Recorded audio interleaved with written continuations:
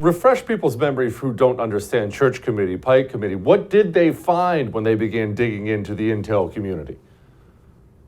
You know, at the time, Jesse, I think there was also a difference in emphasis, but what they were looking at was foreign covert operations. Folks will remember assassination orders that had gone out. No one would take responsibility for it, or no president was taking responsibility.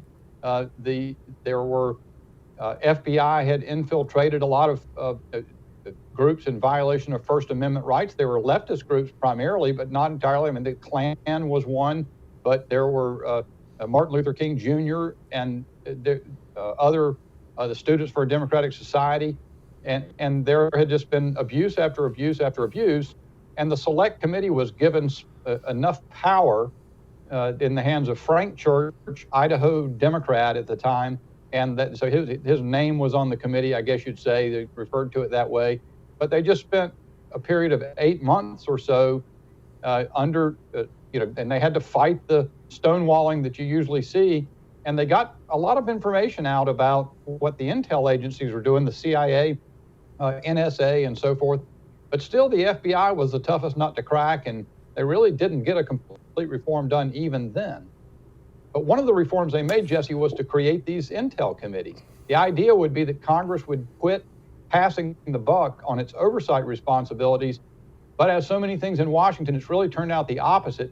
It's a group of folks who are satisfactory to leadership, and they seem usually not very inclined to dig in hard on the intel agencies. Well, what's wrong with leadership? Why doesn't leadership want these agencies brought to heel as well? Can you explain that? I don't understand. You do understand, Jesse, but I appreciate you putting the question to me that way. I mean, this is something the American people now well understand. They are really on top of it. They're way ahead of members of Congress, I think.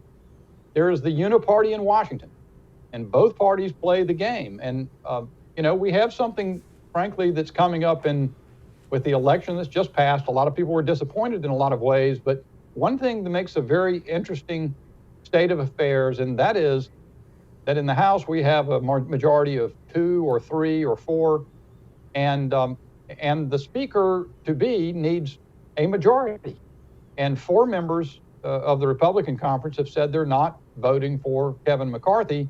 But that's, what we see is there's just over time, there has emerged a system. It's gravely dysfunctional.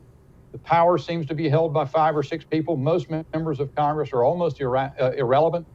And there are those of us who are trying to change that. And we have an opportunity to do that, given the very close majority in the Republican House to be. Support the First TV today and get instant access to exclusive specials like Who is Ron DeSantis, the history of FBI scandals, and America's worst presidents. Visit thefirsttv.com/support or download the First TV app to become a supporter and start watching today.